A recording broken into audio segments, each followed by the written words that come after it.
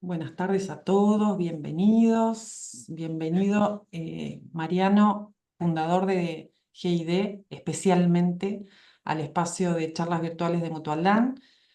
Hoy estamos con Diego como expositor, gracias al espacio que vos habilitaste, que la consultora habilitó. Para nosotros es muy lindo tenerlos y sabemos que va a ser algo súper interesante y nutritivo para nuestros asegurados y personas relacionadas, así que estamos súper contentos de que estén en el ciclo este año. Yael, que has colaborado tanto con nosotros para que esto se produzca y seguro para las charlas subsiguientes también vas a estar a full, así que gracias. Nos encantaría, Diego, Mariano, que nos cuentes un poquito antes de que arranque Diego, de qué se trata la consultora, qué hacen así mínimamente para que la Bien, gente los conozca, si te parece, y lo introducimos a Diego y vamos a lo que nos ocupa. dale. Perfecto. Bueno, muchas gracias Camila por convocarnos a este ciclo de charlas. Estamos muy entusiasmados también por poder participar. GID es una empresa que nació en el año 97 a partir de lo que era recién salidos de la universidad. Empezamos a trabajar con imágenes satelitales y con equipos GPS para poder hacer en ese momento las primeras ambientaciones de campos y poder tener cuantificadas las hectáreas que las empresas alquilaban. Y después de ahí, en la medida que la computadora y el GPS se subió al tractor y donde nace la agricultura de precisión, es que empezamos a trabajar fuertemente con agricultura de precisión a partir de las ambientaciones que hacíamos, con imágenes satelitales, y después empezaron a agregar más capas de información con mucho más detalle, que es lo que necesita la agricultura, capas de información tales como mapas de Tosca, como mapas de napas, como fuentes de información como la que ofrecen los drones, con mapas de malezas, bueno, múltiples capas que nos permiten poder hacer un análisis mucho más fino y detallado de los campos y que eso después permite poder generar información que se carga en la sembradora y que pueda hacer esto de la siembra variable para poder incorporar en las empresas la agricultura de precisión. También estamos en el tema de inteligencia artificial, haciendo conteo de ganado con drones y también conteo de plantas y detección de malezas, así que ese es un poco el portfolio de servicios que tiene GID y que hoy por hoy cubrimos diferentes regiones del país justamente brindando este tipo de servicios. Excelente. Bueno, a mí me llamó mucho la atención ese término que lo acabas de mencionar, el plant counting. Eso es El la plan NASA. counting. Seguramente los Sí, sí, productores que están conectados lo conocen, pero para mí fue una cosa nueva y bueno, me pareció súper interesante. O sea, es tecnología de punta, claramente. Así que es súper es que interesante.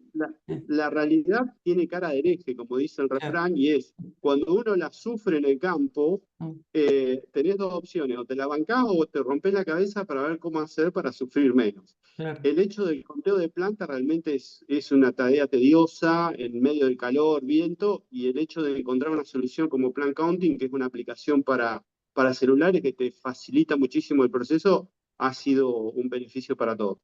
Muy interesante. Bueno, ya nos seguirás contando en los próximos encuentros. Ujú. Vamos con Diego. Vale, listo. ¿Qué tal? Buenas tardes a todos. Bueno, primero muchas gracias por este espacio, a Mariano, a los seguros DAM y demás.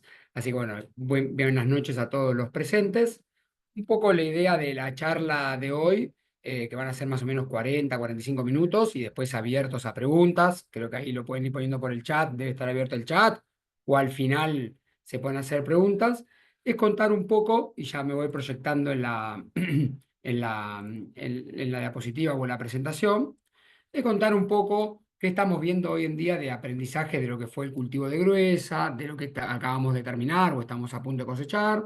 Después hacer un pantallazo de cómo estamos viendo un poco los precios de los granos, ¿no? Si bien yo sé que tienen charlas comerciales, pero visto de una óptica desde el lado empresario, desde el lado grupo CREA, que ahora les cuento un poco mi vida, y después ver los márgenes para una región del sudeste, que puse Tandil, por poner un ejemplo, la zona mar y Sierra Serrana, pero a futuro podemos ver distintas zonas, así que creo que se puede ir viendo el mismo ejercicio para cualquier zona o alguno que la quiera ver para alguna zona en particular, nos escriben y se la mandamos y último algunas conclusiones. Ese sería un poco el panorama.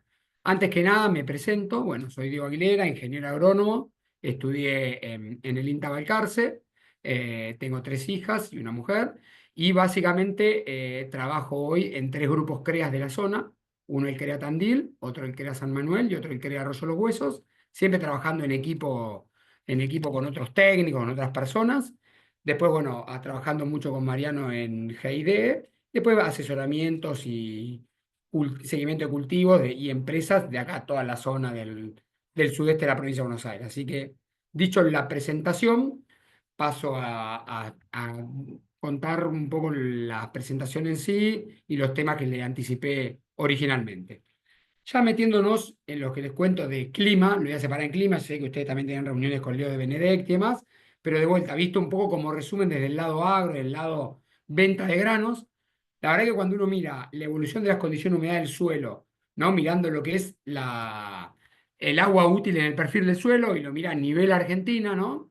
Uno lo que empieza a ver es que cuando uno mira a mediados de enero, acá dice 13 de enero, espero que en sus computadoras se vea bien, y un mes después, estamos en el 16 de febrero, antes de que empiecen las lluvias, la verdad que uno lo que puede ver es que Argentina estaba de amarillo clarito a naranja rojo, o sea, fue una seca muy, muy extrema. Veníamos, como quien dice, complicados, como hablando un refrán casi para salir en los diarios, para hacerlo medio grasoso el comentario, siendo las 7:30 de la tarde y ya todos bastante relativamente cansados. Y por suerte, la verdad que por suerte, si bien llegó 15, 20 días tardes a lo que habitual llueve en la zona, por suerte empezó a llover, ¿no? Acá podemos ver que después de las lluvias del 22 y 23 de febrero, empezó a recomponerse muy bien lo que sería el oeste de la provincia de Buenos Aires, algo del sur de Córdoba y de la región núcleo, viendo el sur de Santa Fe, y después, básicamente, con todas las últimas lluvias del mes, la región pampeana, que es la que produce el 90% de los granos de Argentina, recompuso muy bien el perfil. ¿Llegó tarde algunos cultivos? Sí, llegó tarde algunos cultivos. ¿Qué estamos viendo en general de la zona?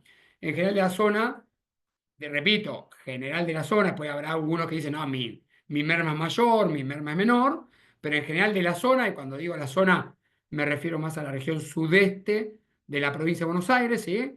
Pues pongamos Azul, La Barría, Tandil, Balcarce, Mar del Plata, Miramar, Necochea, todo lo que es Tres Arroyos, San Cayetano, poniendo como región sudeste de la provincia de Buenos Aires, y uno mira cómo fue climáticamente con las diapositivas que le contaba, veníamos muy complicados. ¿Qué es lo que estamos viendo hoy en día? Mermas en girasol, estimamos del 5 al 10% respecto a los planes, siempre hago la aclaración respecto a los planes que tiene cada uno, pongámonos que es el 5. En soja de primera creemos que va a ser más cerca del 15 y 20, porque en líneas generales no le gustan las secas de casi todo febrero, y al girasol en sí le gustan las secas. Maíces tempranos muy afectados, menos 20, menos 25%, y por suerte todo lo que es maíz tardío, cuando hablo de tardío es del 25 de noviembre al 10 de diciembre, casi que llegaron a floración o cuajado de granos cuando empezaron las lluvias. Así que en maíz tardío estamos viendo o que salen empatados respecto a plan o que salen con un -5. Así que en líneas generales eso sería lo que es rendimientos zonales de los cultivos de gruesa, y como que la niña bonita, si llegamos sin heladas al 15, 20 de febrero, va a ser la soja de segunda, ¿no? La verdad que la soja de segunda se implantó bien, desarrolló relativamente bien en seca, si logras llegar al 15, 20 de febrero sin heladas, abril, perdón, de abril sin heladas, lo más probable es que tengamos un muy buen rendimiento también, o empatando plan o teniendo un -10 de plan, que no termina siendo tan fea la foto, ¿no? Repito, ¿por qué digo fea la foto? Cuando estábamos el 16 de febrero veníamos muy complicados, en el último mes y medio se fue recomponiendo. Eso sería como un análisis o un detalle de lo que vimos, ¿no? Pero yendo un poco al título que era de las reuniones, ¿qué aprendizajes tenemos? ¿O qué es lo que vimos? ¿O qué puntos fuertes nos sacamos de toda esta información? Creo que el primer punto fuerte, repito, capaz que lo han visto con Leo de Benedictis en las reuniones y demás, nosotros al indicador niño, niña, neutro, el famoso ENOS o el ENSO, le damos mucho seguimiento, pero un poco la reflexión aplicada a las empresas o qué importancia le damos nosotros a este tipo de parámetros es vamos siguiéndolo mes a mes cuando salen.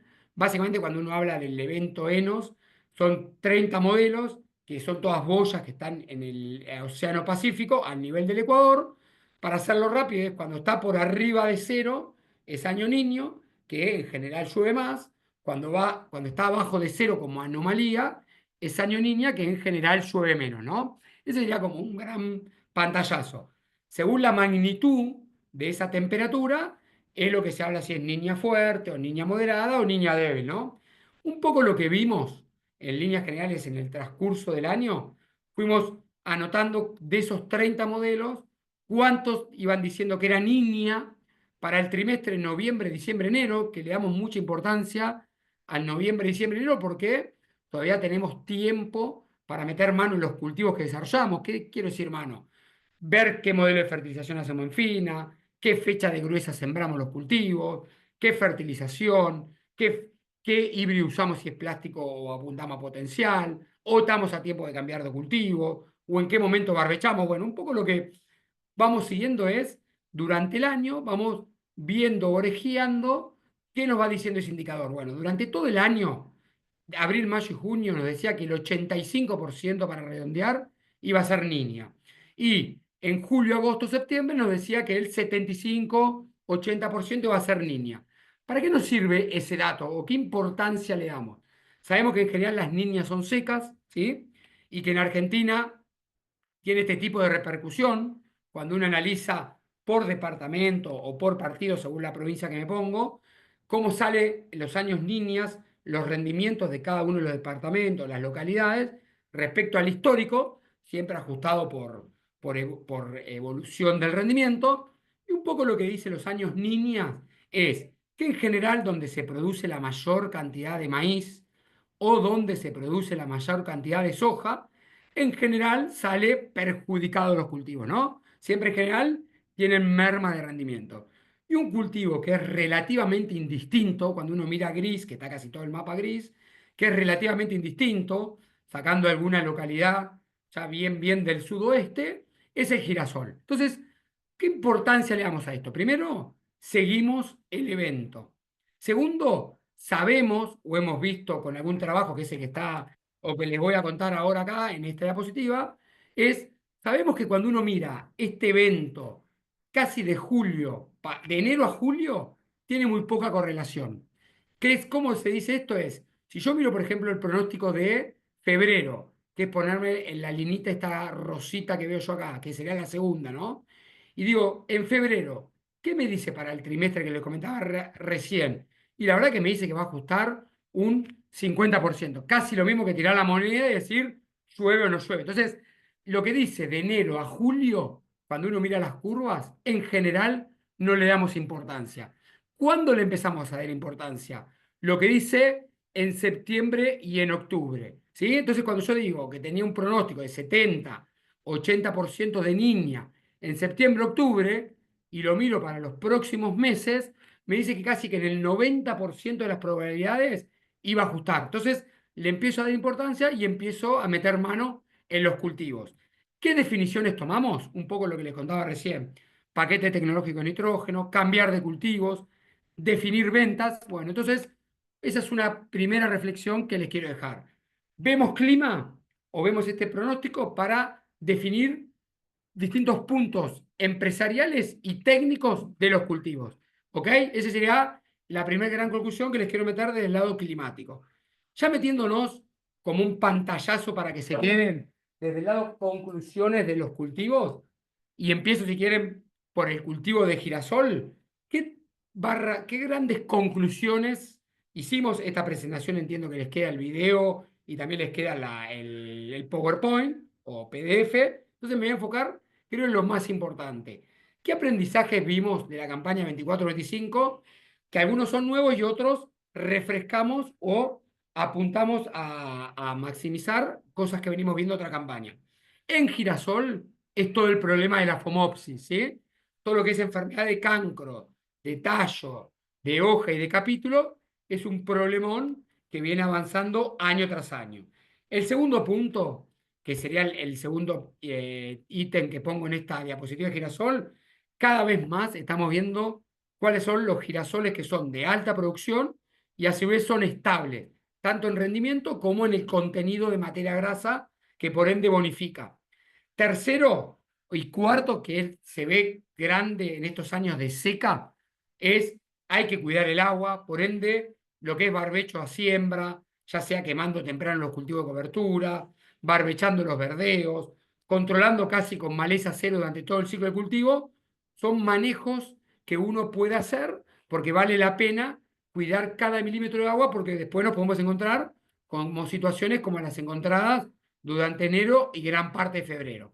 Y después, un dato muy bueno que estamos viendo ya en los mapas de girasol de rendimiento, y Mariano recién lo contaba muy bien, es hoy en día casi que todo lo que es siembra se está haciendo variable y con cortes por surco, ya sea para girasol o para maíz. Entonces, creo que ese punto de vuelta es muy importante para refrescarlo y reflotarlo, que ahora se los cuento un poquito más detallado.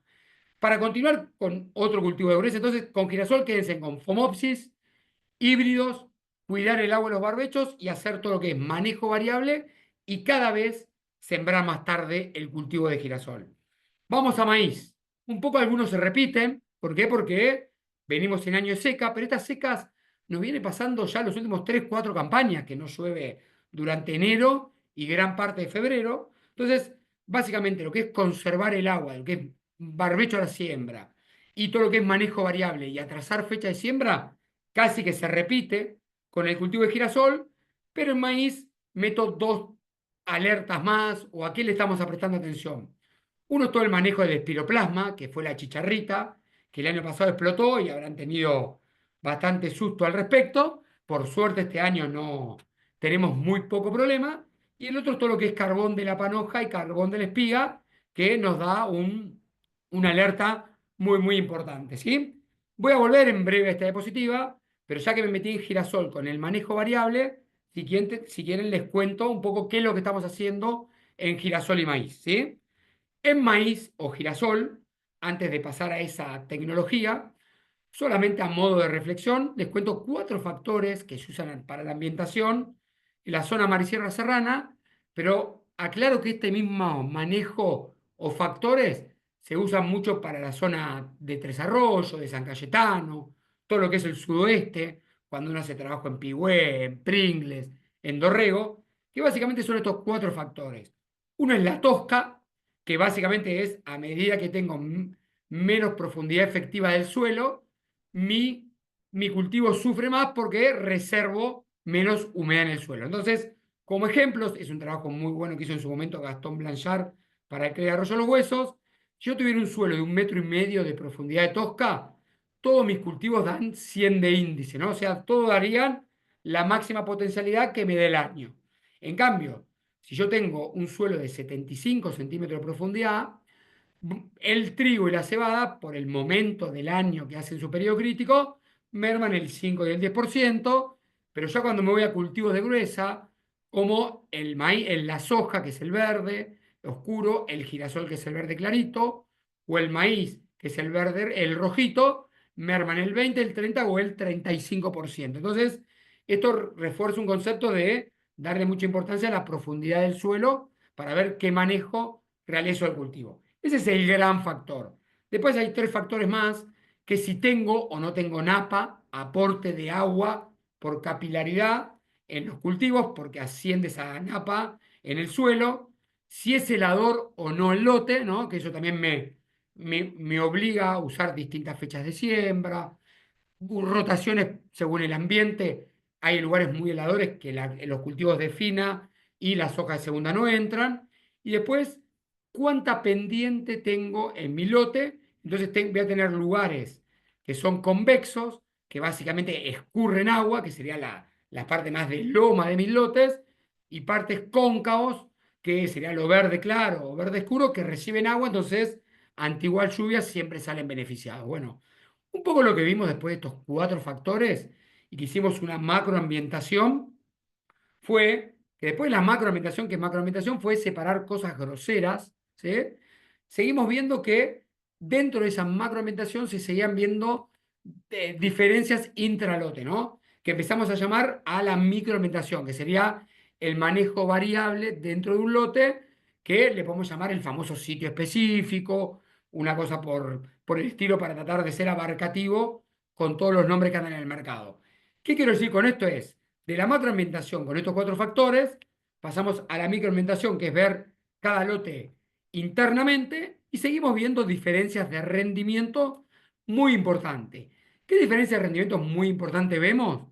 Vemos que a igual tecnología hay sectores de lote que rinden como el promedio, por poner un promedio con una cierta variabilidad, llevando estos mapas de rinde todo a índice, que decir, che, mi lote como rendimiento índice en cada sector rinde entre 90 y 110 de índice.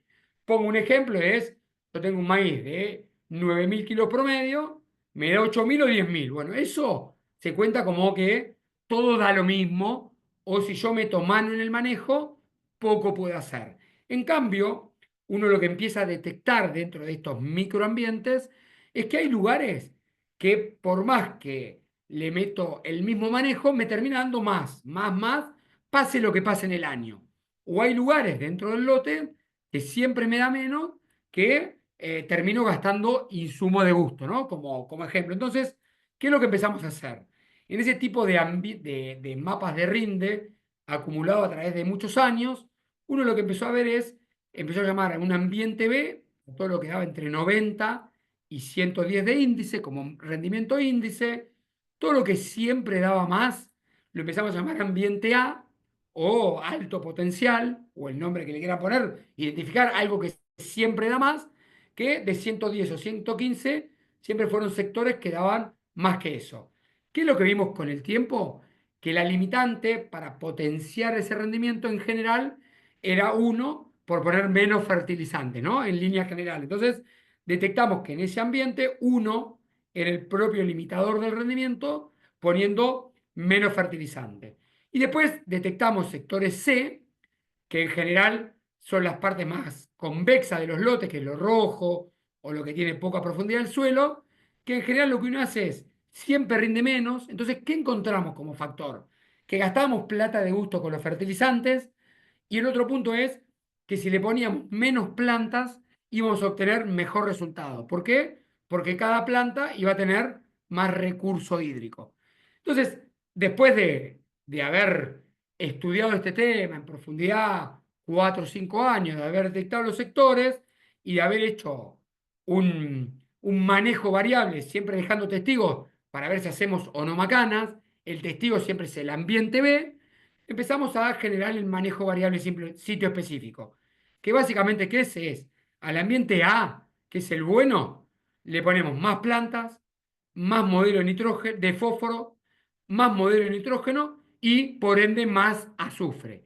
Al ambiente B lo dejamos con lo que veníamos haciendo, y al ambiente C le sacamos más plantas y a su vez lo que le costaba. Le contaba menos, gastamos menos plata con fósforo, nitrógeno y azufre. Entonces le dimos a cada planta más agua y gastamos menos porque nos sobraba recurso fertilizante. En el transcurso más o menos de 6 años de análisis, digo 6 años porque juntamos 6 años por 5 o 6 campos, fuimos promediando todo. ¿El resultado qué fue? Gastamos la misma plata porque redistribuimos los insumos aplicados, pero generamos más ingreso. Al generar más ingresos, generamos más margen, y ese margen, cuando uno lo analiza con alquiler de la tierra, que ahora cuando veamos la parte margen lo van a ver claramente, tiene un impacto enorme. Acuérdense de $60, por ejemplo, para un cultivo de maíz, o 30, $35 para un cultivo de girasol, ¿sí? Quédense con ese dato del aporte que nos generó el manejo variable, sin considerar los 15 o $20 que por efecto colateral, hablándolo positivamente, te genera tener directamente corte por surco en este manejo. ¿Bien? Eso sería un poco el refuerzo de los aprendizajes que tuvimos en girasol y maíz. Siguiendo con girasol y maíz y enfocándome en Fomopsis, ¿qué aprendimos de Fomopsis en estos años? Fomopsis, como les contaba hoy, es tener este cancro en hoja o en tallo, o que se pudra directamente la planta, o este efecto en capítulo. Hay un efecto muy importante de híbrido, ¿sí? Después cada uno mire la pizarra o la diapositiva. Y hay otros manejos más culturales. ¿Cuáles son los manejos más culturales?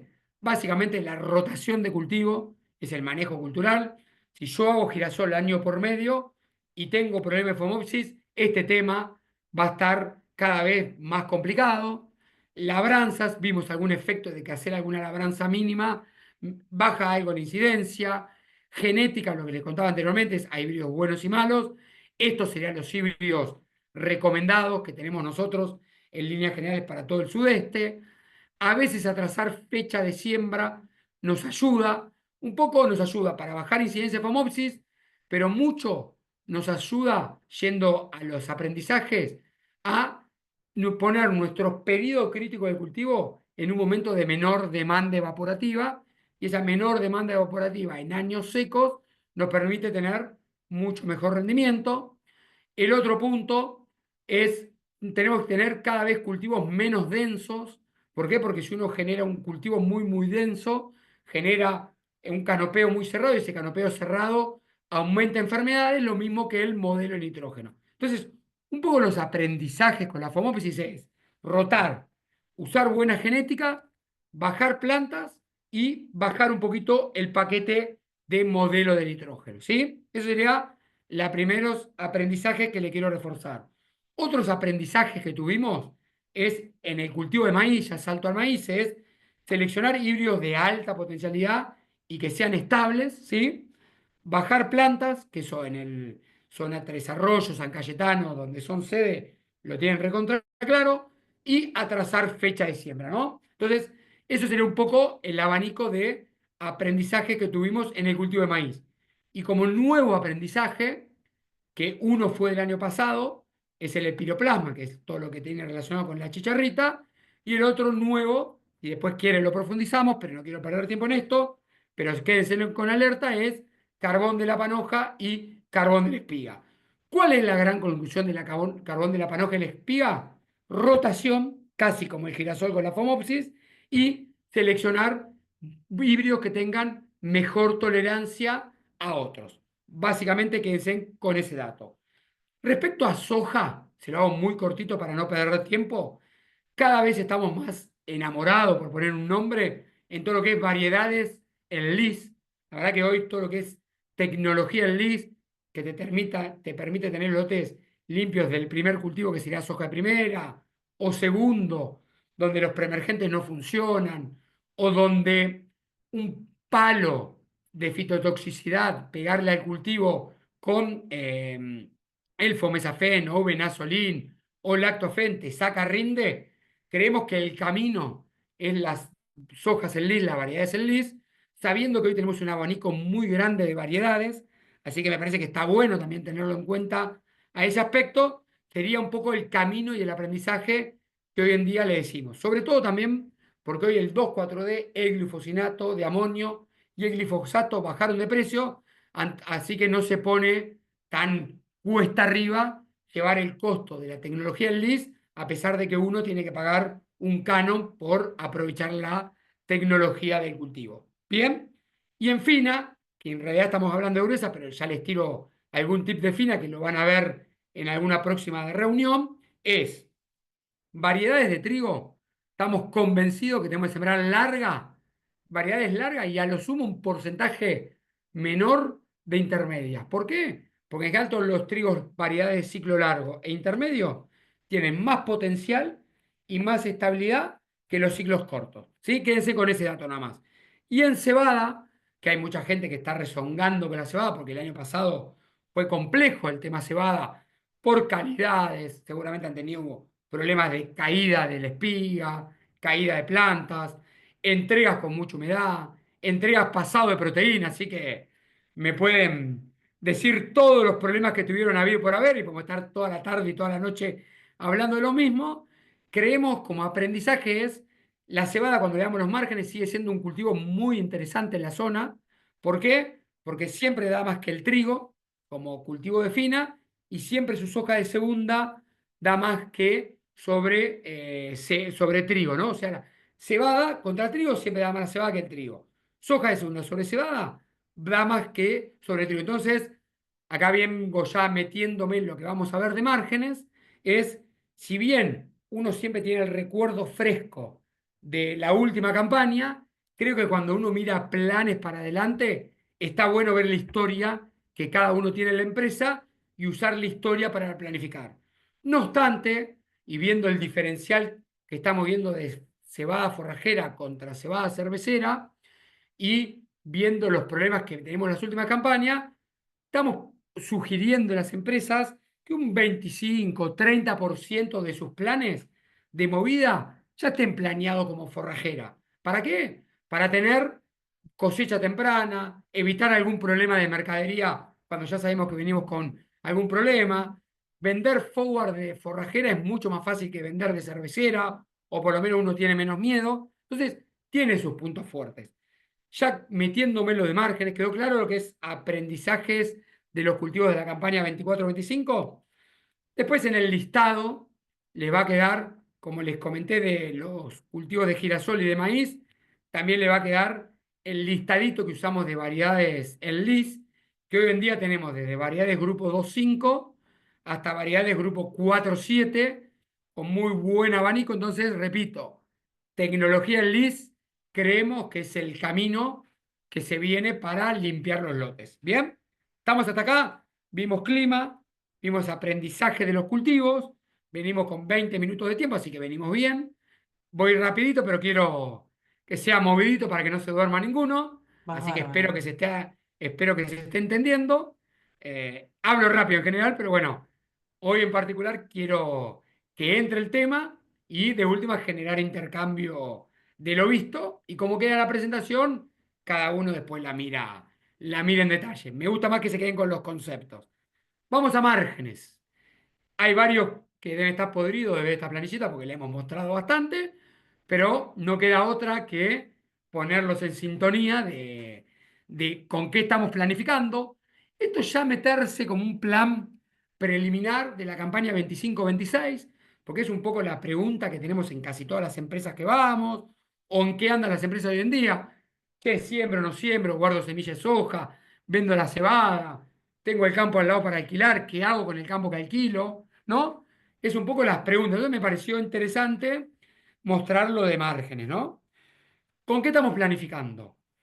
Con un trigo de 210, una cebada forrajera de 200, una cervecera de 220. Acá les contaba un poco el poco diferencial de precio que estamos viendo entre forrajera y cervecera. ¿Por qué? Porque está muy fuerte en el mundo todo lo que es forraje. Cuando uno mira la evolución de los precios del trigo, que en el mundo del trigo el 70% es consumo animal, o mira el maíz, que también viene con un mercado ascendente, que ahora se planchó un poquito, pero viene con un mercado ascendente. Los forrajes están relativamente calientes en cuanto a precios. Una soja de 2,85, un maíz de 180, un girasol de 3,80 y una colza, que este año la colza vuelve, todo va y viene, una colza de 4,20, ¿no? Esos serían los precios base o el precio bruto. ¿De dónde sale esto?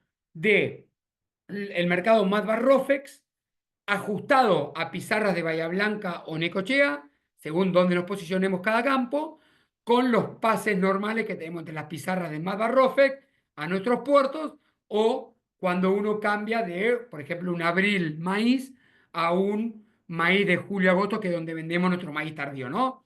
Podemos discutir peso más, peso menos, pero no se asusten, después está su margen sensibilizado para evitar discusiones. Ese sería el precio bruto. La segunda fila o la tercera fila de datos es si bonifica o castiga. Solamente le cuento dos datos. La cervecera, como cervecera, le sacamos un 2% al valor bruto. ¿Por qué? Porque siempre fallo en proteína, siempre no cumplo calibre, siempre algún patacón me sale.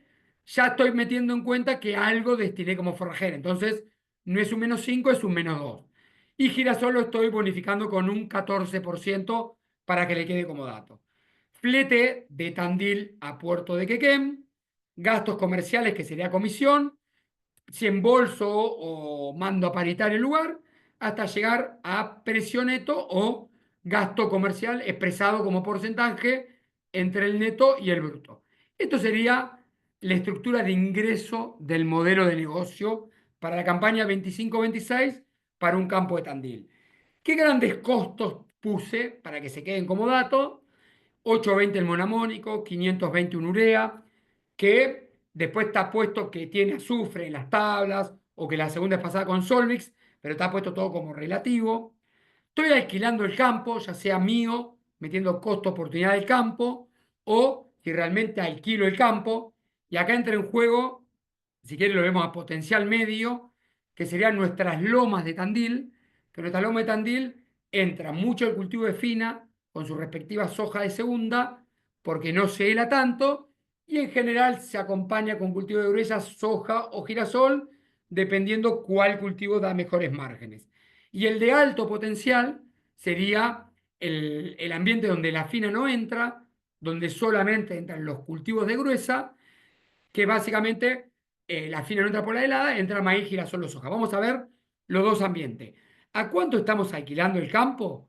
Básicamente lo estamos alquilando a 13 quintales y medio de soja, el ambiente de alto potencial, que básicamente el 371 sale de dividir ese monto en dólares por 285 dólares la soja, y el de medio potencial está pagando 12 quintales y medio, que son esos 3,56 menos los 2,85.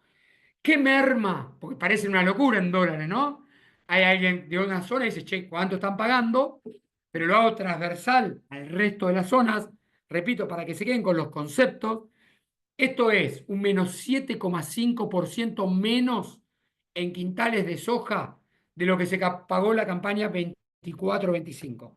Un poco lo que estamos viendo a nivel campo, en empresas que trabajo de CREA que alquilan, o en Adle Grano, por ejemplo, que alquila mucha superficie, un menos 15, menos 20, como baja, parece bastante grande y el productor o el dueño de campo no lo está convalidando, pero el menos 7,5 y 10, menos 10, sí es un valor que se está convalidando. Entonces, cada uno se para en el alquiler que quiere, me habla alguien que estoy en Pringle. Che, yo alquilé a 9, no a 13,5 o 14.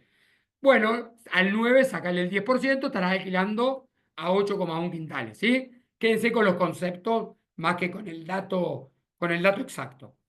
Y nada, eso sería como en los grandes gastos que tienen los cultivos. Acá están los rendimientos que tenemos en Tandil: 5.200 trigo, 1.200 hoja de segunda, 5.500 cebada, 1.500 hoja de segunda, gruesas de loma de 2,7, 7,5 y 2,400 para soja de primera, maíz y girasol, y colzas que reflotamos las filas, 2,400 de colza y 1.600 de soja de segunda. Hoy, cuando en la primera diapositiva les comentaba que nosotros, o les decía, che, tenemos merma de rinde contra el plan, básicamente la merma de rinde contra el plan que les cuento es esto, contra lo que ustedes están viendo reflejados en amarillito del cuadrante inferior de mi derecha, de ustedes debe ser la izquierda. ¿Ok? Y en el ambiente de alto potencial, donde la fina en general no entra, esos serían los rendimientos para cultivo de gruesa. Yendo a lo de márgenes, che, me contaste precios, me contaste los costos más importantes, me contaste rindes. Yendo a lo de márgenes, ¿qué dice esta tabla? Lo azul sería el alquiler de la tierra más la administración tipo pool de 50 dólares por hectárea, que eso es transversal a todos los cultivos, haga el cultivo que haga, ¿no? O sea, yo hago el cultivo que haga, tengo que pagar el alquiler y tengo que pagar la administración de pool. Lo rojo es el costo directo de los cultivos. Cuando yo tengo un solo cultivo, que es maíz, girasol o soja de primera, solamente entre el costo, el único, que es el costo que tiene ese cultivo. Cuando tengo dobles cultivos, entra el primer cultivo más el segundo, pero sabiendo que siempre hay un poco de recirculación de plata. ¿Qué quiero decir recirculación de plata? Coseché cebada y trigo, vendo y con ese ingreso puedo pagar alguna cuota de alquiler, puedo pagar el segundo semestre de administración, puedo pagar todos los costos del segundo cultivo. Entonces, en general, empezamos a usar muchas veces el concepto de rentabilidad que es la última fila que ven en el gráfico, que es básicamente ver el resultado económico, pero recirculando plata en el sistema. Enfocándose en la renta, hoy lo que vemos es que la cebada cervecera y la cebada forrajera son los dos cultivos por excelencia, con 19 y 16% de renta, o sea, antes de impuesto a las ganancias, y el otro cultivo por excelencia en este ambiente es el girasol, seguido del maíz. ¿Qué es lo que estamos sugiriendo para este ambiente? Y acá refuerzo uno de los aprendizajes que dije es, che, el trigo me gusta porque me trajo menos problemas que el año pasado, pero cuando uno va a la base, que la base es planificar con los últimos 8 años de análisis de datos, repito lo que dije hoy, la cebada da más que el trigo y la soja de segunda sobre cebada va más que la soja de segunda sobre trigo. ¿Qué nos da hoy? Para hacerle corta la película, hoy tenemos un resultado pagando alquiler, pagando administración y pagando costos directos de la cebada promedio de $170 contra trigo casi salir empatado. ¿Qué es lo que vamos a hacer en un principio? Bastante cebada. ¿Ok?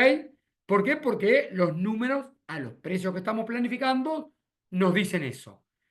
¿Qué vamos a hacer como cultivo de gruesa? En líneas generales, más girasol que soja, porque con girasol estaría ganando $110 con muy buena rentabilidad y en soja, con 2.700 kilos de rendimiento, estoy perdiendo hasta plata, estoy perdiendo plata. O sea, la soja es el cultivo que hoy estaría perdiendo plata, ¿no? Y obviamente con rentabilidad negativa.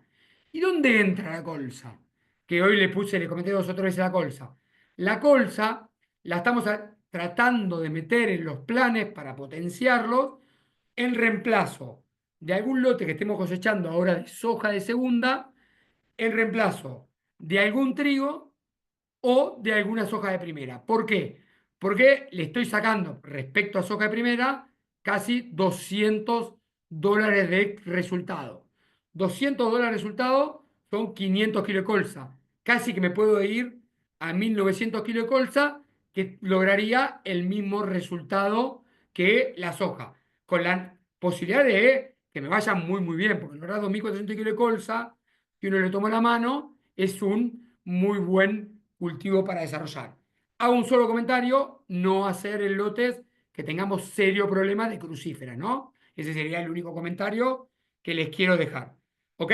Eso sería para el ambiente de media productividad, donde en general potenciamos los cultivos de fina, básicamente cebada y girasol, serían los cultivos por excelencia, colza acompaña, trigo acompañaría, un poquito menos, ¿no? Y desechamos un poquito la soja de primera porque nos daría negativo. Acá lo tienen sensibilizado, repito, cada uno después lo mira en la presentación para no discutir rinde ni discutir precio de los granos.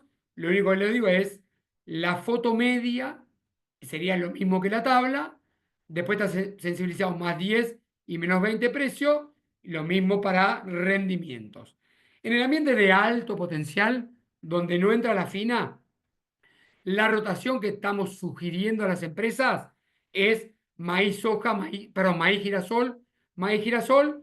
La soja no pierde plata, pero de vuelta queda casi $180 abajo en el resultado. Así que cuando uno mira el global de la empresa, en todo lo que tiene alguna limitación productiva, se va de girasol, serían los cultivos por excelencia, en buenos ambientes colza y trigo, y en muy buenos ambientes el maíz empieza a tener muy buena relevancia en los planteos técnicos y económicos de la nueva campaña. Eso sería un poco el pantallazo de márgenes, así que espero que haya quedado claro. Si quieren, después refrescamos algún concepto y después me quiero meter en el último apartado. Me están quedando 5 o 7 minutitos de lo que hablamos.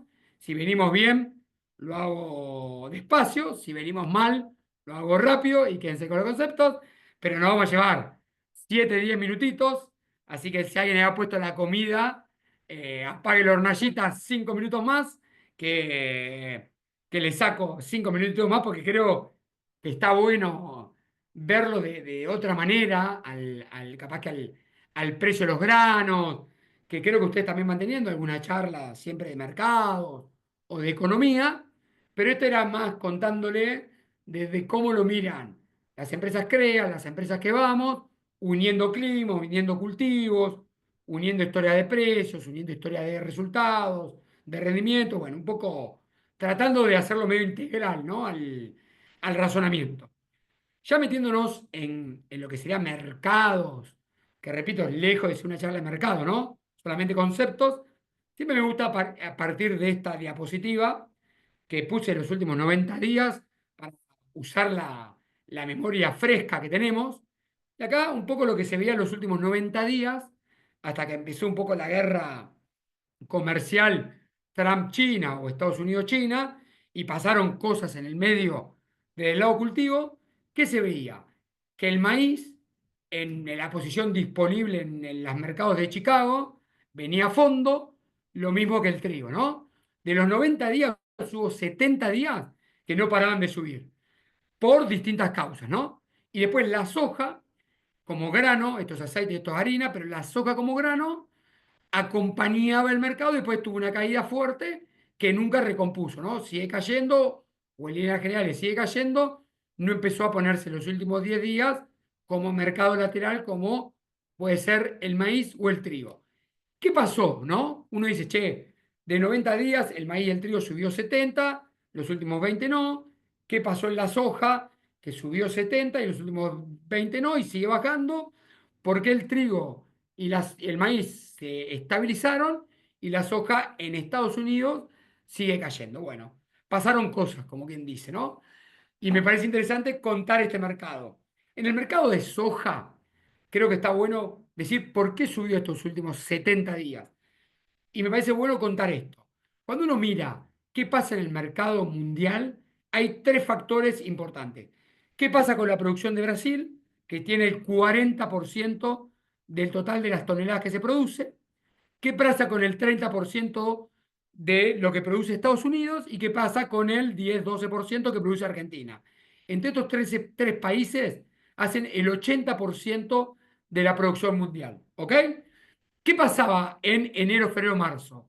Brasil tenía que cosechar el cosechón que tiene de 170 millones de toneladas, pero estaban pasados de agua. Entonces se venía atrasando la cosecha, ese atraso en la cosecha hizo calentar el mercado. ¿Hasta qué? Hasta que empezaron a cosechar, hoy tiene el 75%, por eso es uno de los factores que bajó. ¿Qué pasó con Estados Unidos? Estados Unidos en general siempre hace alguna mentirita cuando cosecha, siempre cosecha más y consume menos. ¿Qué termina pasando después a través de los meses? La cosecha la van aclarando, van diciendo realmente lo que cosecharon y van poniendo el consumo real que tienen, ya sea exportación o molienda interna. Entonces, es otro factor que se terminó ajustando. ¿Y Argentina qué tuvo? 3 meses de seca a nivel país, que fue lo que les mostré en las primeras dos diapositivas. Entonces, cuando uno miraba Brasil con agua y no pudiendo cosechar, Argentina en seca y Estados Unidos, que al principio ponía todas pálidas y después lo acomodó, tiene lógica que haya pasado esto con los mercados. ¿Qué está pasando hoy en día? La guerra China-Estados Unidos empezó a meter ruido. ¿Por qué metió ruido? Sabiendo que China se lleva casi de toda su harina que consume a nivel animal y humano, es casi el 80% de lo que consume, y ese 80% lo importa. Solamente un 10-15% es autosuficiente. Entonces, un poco como reflexión de mercado de soja, acá ya le empiezo a tirar los tips, ¿qué estamos sugiriendo para soja? 3 pantallazos. Si tengo soja disponible hoy en día para vender, vendela. ¿Por qué? Porque en general empieza la cosecha de Brasil y empieza a vender fuerte en el mercado. Argentina ya empieza a cosechar en breve. Entonces es lógico que el precio en Argentina empieza a caer. ¿Cómo lo vemos a eso? Con este gráfico de estacionalidades de precio. Esto fue un lindo trabajito que hicimos. Agarramos 8 años de dato mensual. Ese dato mensual lo promediamos con el dato promedio del año y lo único que hicimos fue calcular el índice de cada mes para cada año y promediar los 8 años. Y un poco lo que se ve en el mercado de soja, que los buenos momentos de venta de la soja son en Argentina en enero, febrero, marzo o noviembre, diciembre. O sea, básicamente noviembre, diciembre, enero, febrero, marzo de cada año. ¿Por qué cae el resto de los meses? Porque entra la producción de Brasil y entra la producción de Argentina al mercado. Entonces, las tres sugerencias en soja son: tengo grano disponible para vender de la campaña 23-24, venderlo porque es lógico que baje. Eso siempre y cuando necesito plata. Tengo que vender o tengo que juntar plata para el mayo, junio, julio, aprovechar los forward que hay hoy en día, porque es probable que baje el precio. No necesito plata de soja para mayo, junio, julio, y la voy a cosechar, la 24-25 la voy a estar cosechando en ese mes, guardarla y empezarla a vender de noviembre en adelante. O sea, será de noviembre a marzo del año que viene. ¿Ok? Mercado de soja. Mercado de maíz. ¿Qué pasó con el mercado de maíz? Subió 70 días. ¿Cuáles fueron las causas del mercado de maíz? Se lo cuento un poco de vuelta, a modo de reflexión, usando esta diapositiva de cómo es el mercado mundial estructuralmente. El 75% lo explican 5 países, o cuatro países y una región comunidad que es la Unión Europea, ¿no? Estados Unidos pasó exactamente lo mismo. Declararon más producción que después se fue blanqueando. Brasil no podía sembrar su maíz de segunda que va sobre soja por los excesos de agua. Y tercero, Argentina plena seca, en vez de sacar 51, 52 millones de toneladas, se habla de 45. El factor de Estados Unidos, de Brasil y de Argentina quisieron que suba el precio. ¿Hasta qué? Guerra comercial o se fue acomodando las tres variables que le acabo de comentar. ¿Por qué se empezó a poner lateral el mercado y en soja siguió cayendo? Porque estructuralmente lo que Brasil, perdón, lo que China importa de maíz en el mundo, en vez de importar el 90%, solamente importa 10%, el resto es autosuficiente y eso ya te hace que sea totalmente distinto. Entonces, no depende tanto de lo que pase con el maíz Estados Unidos. ¿Ok? ¿Cuáles son las sugerencias de maíz? Un poco las mismas que en soja. Quédense que son las mismas reflexiones que soja. ¿Tengo mercado o tengo grano de maíz de la cosecha 23-24? Venderlo. ¿Por qué? Porque en breve cae. Eso pasa siempre. De estos 8 años pasó en 7 años. ¿Por qué cae? Entra el maíz temprano a Argentina, entra todo el maíz tardío a Argentina y entra todo el maíz de segunda de Brasil. ¿Cuáles son los momentos mejores de venta? Noviembre, diciembre, enero, febrero, marzo.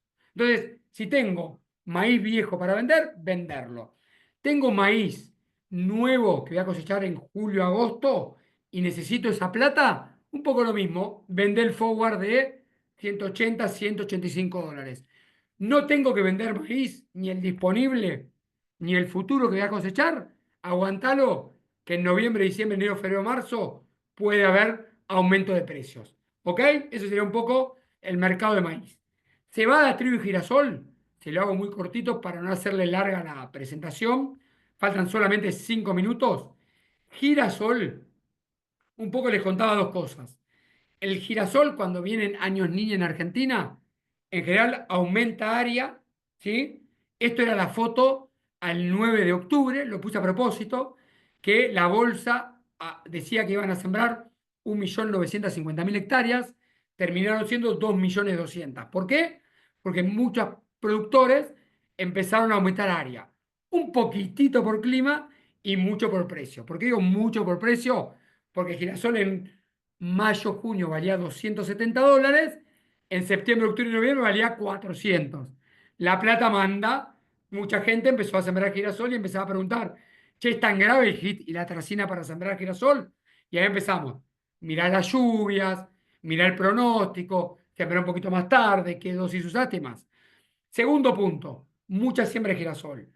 Segundo punto, cada vez anuncian más rinde a nivel Argentina, porque en girasol le gustan los años secos en líneas generales. Y tercero, se sembró área en mejores lotes en cuanto a potencialidades de cultivo. Tercer factor, ya empezó la cosecha en Argentina. ¿Qué les quiero englobar con todo esto? Más área, más rinde. ¿Ya están cosechando?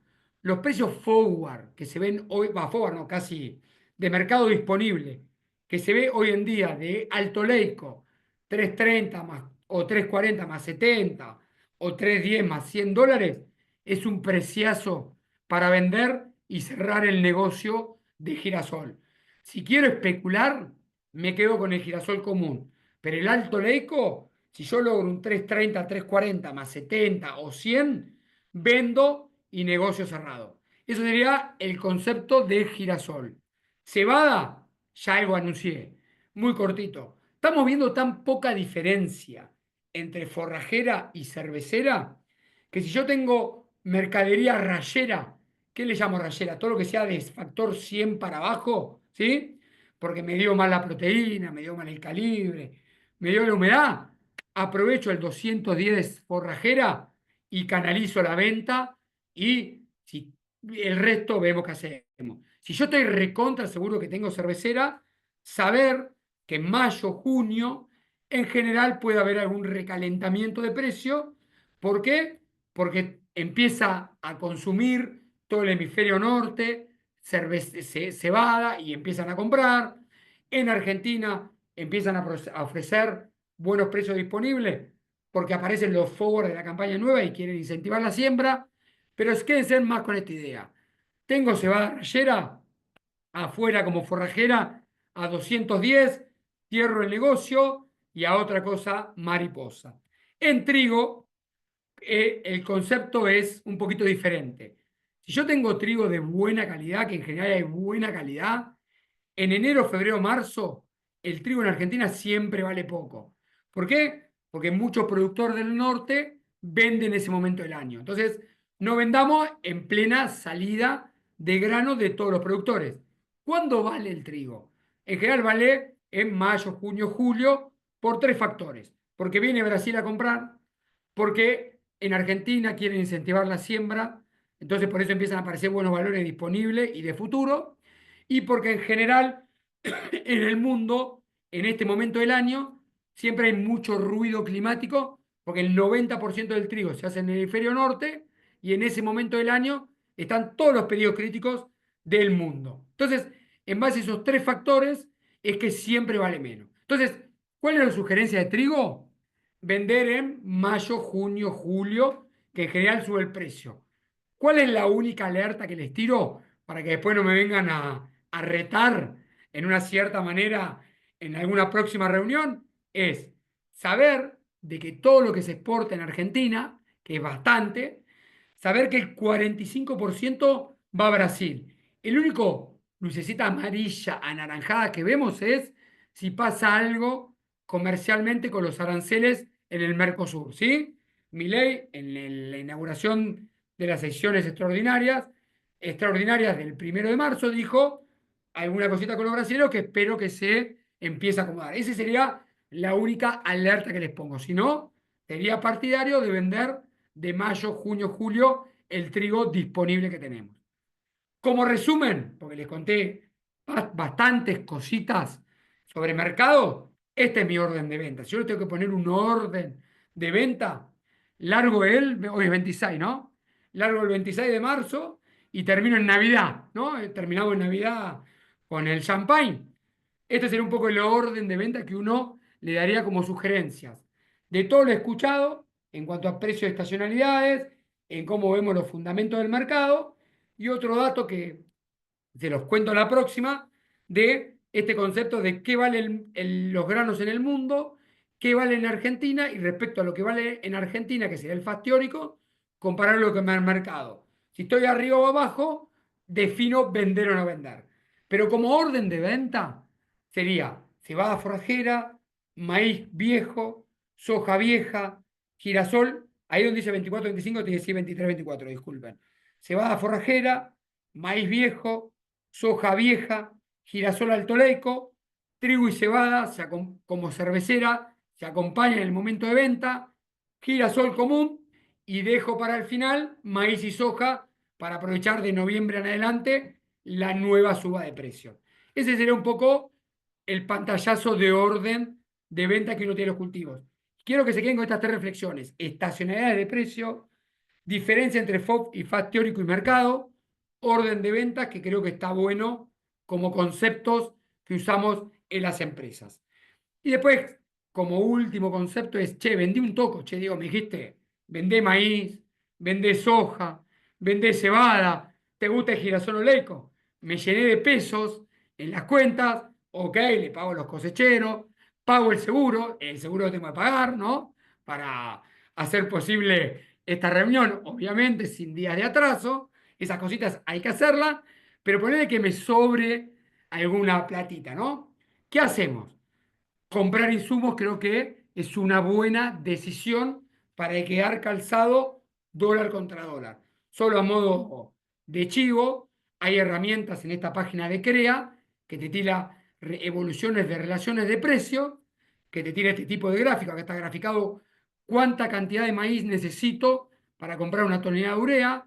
Hoy estamos en muy buena relación histórica, casi que diría en un -20%, cuando uno mira un año, 2, 5 o 10, pero como conceptualmente les quiero decir esto, es, si yo tengo maíz viejo o cebada vieja, comprar urea, comprar monamónico, comprar glifosato 2,4-D o glufosinato, están en excelentes precios. Así que si uno vende esos 2 granos, saber que con estos 5 productos no le erro.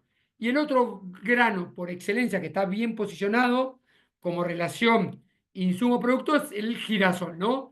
Ese girasol altoleico también está bien posicionado. ¿Qué dice esta tabla?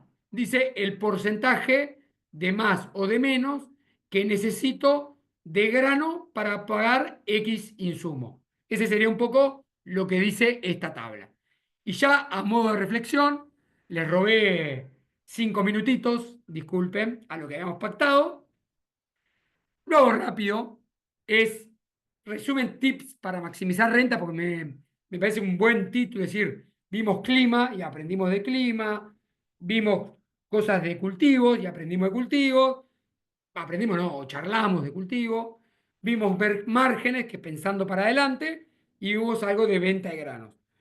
Un poco les tiro los tips nomás, es insumo campaña nueva, empezar a comprar lo que tiene buenas relaciones de precio y llevar las cuentas en pesos bastante rayeras, tratar de ir calzando dólar contra dólar por si pasa algo de alguna devaluación o algo semejante, que hoy es bastante ruido. Tema ventas, el que es comentarios 2, 3 y 4, miren directamente la diapositiva de orden de ventas. Un poco como otro aprendizaje de la campaña 24-25, que lo vimos mucho en Girasol, uno genera un plan, pero ese plan puede cambiar por relaciones de precios. Entonces, ser flexibles. Che, el girasol pasó a $500, la soja no, y yo me había armado para sembrar soja y tengo que cambiar a girasol. Cambiar. Para eso, ojo, los herbicidas residuales. Seguir el pronóstico ENOS para definir qué cultivo y qué tecnología usar. Darle mucha importancia a la macroeconomía para definir ventas y qué cultivos, y empezar a ajustar todo lo que es protocolo de cultivo, tecnología de costos ceros, hacer cada día más eficientes las empresas. Eso si quieren lo vemos en alguna otra reunión. Los números están muy finitos. Entonces, ¿qué es lo que estamos tratando de imponer a las empresas? Ser empresas muy eficientes productivamente, comercialmente en cuanto a cómo venden los granos, qué estrategia de compra de insumos y de siembra de cultivos tengo, tener estructuras de empresas de administración, estructuras de impuestos ayornadas a la nueva modelo de empresa, que una devaluación no te salva. Así que creo que está bueno la 9 y 10 usarla para discutirlo con la almohada hoy a la noche o en la semana. Decir, che, está finito el número. ¿Qué puedo hacer para que sea más eficiente, maximizar la renta y dónde puedo empezar a encontrar puntos de mejora en cada uno de los ítems de la empresa? Así que de mi parte no mucho más. Espero que se haya entendido y cualquier pregunta a recontra disposición. Dejo de compartir. Diego, te vamos a perdonar esos 5 minutitos porque clima, precios, márgenes, aprendizajes técnicos, todo fue un vuelo, así, voló rapidísimo. Bueno, Súper mejor así. interesante. Te pasaste, crack. Vamos con las Bueno, gracias. preguntas. Dale, no hay Tenemos un ningún mapa de problema. Tosca realizado por la consultora GID. ¿Es una buena fuente de información para comenzar una ambientación? Sí, lo contesto yo o Mariano, no sé qué quiera. No, por favor. Dale. No, mira, un poco está buenísima la pregunta. En general, te diría que el mapa de Tosca es una excelente base para la ambientación. Te diría que es, en líneas generales, el mapa de Tosca hecho con grillas de 25 por 25 en cuanto a metros, hasta 1,40 m de profundidad, 1,50 m. Cuando uno eso extrapola ese mapa de Tosca a la realidad de los cultivos en cuanto a rendimiento, casi que entre un 70 y un 90% ajusta a la realidad del ambiente, y ese complemento de lo que falte de 30 o 10% se hace con herramientas remotas como es la altimetría. Esa altimetría que le contaba yo en una de las diapositivas ya te permite ver si mi lote es más riesgoso o no a heladas, ¿no? En general los ambientes bajos que miran al suroeste son más heladores que todo lo que mira de loma al este, por poner un ejemplo, al noreste. Entonces, uno con altimetría y orientaciones puede ver el tema heladas, ver si tengo nonapa, se hacen freatímetros, y ver lo que les contaba de pendiente, que sale el mismo mapa de altimetría. Con el mismo mapa de altimetría de radar, uno puede generar esas mapas de pendientes. Entonces, ese 10% que falta de ajuste en las ambientaciones, casi que con altimetría termina de complementar. Entonces, en resumen, digo, sí, tiene una muy buena base para generar el ambiente y en base a los ambientes las prescripciones. Si quisiera incorporar la agricultura de precisión, ¿cuáles serían los pasos? Bien, en general los pasos que hacemos son relativamente sencillos, que es pedir el lote. O sea, uno tiene que tener clarito los límites de los lotes, que en general con un Google Earth, pasando el KMZ o KML, que es la denominación de cómo es el perímetro, ya lo tenemos. En base a eso, uno empieza a preguntar, che, ¿qué capa de información tenemos? Mapa de Tosca, altimetría, pendientes, heladas, mapa de rendimientos. Bueno, ponele no tengo nada. Vamos a ver, no tengo nada. El de pendiente, el de altimetría, el de mapa de rinde lo podemos estimar bastante bien, o sea, viendo mapas de NDVI, de índice verde de los cultivos, en el momento crítico de los cultivos. Ejemplo, un girasol o un maíz en un año de seca, si yo miro imágenes de enero, febrero y marzo, me cantan bastante a la perfección cuáles lugares son mejores y peores del lote, y uno empieza a separar por qué índice tengo en cada uno de los ambientes. Entonces, otro dato fácil es qué hiciste en ese lote en los últimos 6 u 8 años. En base a esos cultivos que sembraste, uno mira imágenes en el periodo crítico, y en base a la imagen del periodo crítico puede reemplazar los mapas de rinde. Entonces, en resumen es imagen KMZ o KML, altimetría, pendiente, mapa de suelo del INTA, historia de últimos 8 años de rinde, perdón, de cultivos, y con imágenes satelitales uno puede estimar bastante bien. Después, si quiere profundizar el análisis, si quiere contratar el mapeo de Tosca, bienvenido sea, porque nos va a dar ese grado de detalle que sería como la frutillita del postre. Como Bien, para completar, el paso que le seguiría a lo que está comentando Diego es, con toda la información se genera el mapa de ambientes y que después de hacer un análisis para diferenciar las diferentes potencialidades que tiene ese mapa, se genera la prescripción para cargar en la sembradora, en la cual va a tener esas diferentes dosis para aprovechar y maximizar el potencial productivo de cada uno de los ambientes. perfecto. Gracias, Mariano. Acá nos preguntan, estoy por incorporar un equipo de riego para elegir la mejor ubicación. ¿Suelo profundo o suelo somero? Está buenísima la pregunta. Mira, en general, la lógica, decía antes, siempre suelo somero. ¿Por qué? Porque uno tenía un muy buen complemento.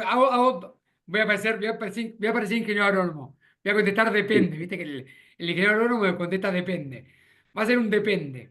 Y acá le digo, si yo tengo o voy a regar cultivos tradicionales, ¿qué le digo tradicionales? Cebada, trigo, maíz, girasol y soja, y empiezo regando, por ejemplo, un trigo en septiembre, octubre, noviembre. Después voy a regar con ese mismo equipo maíz.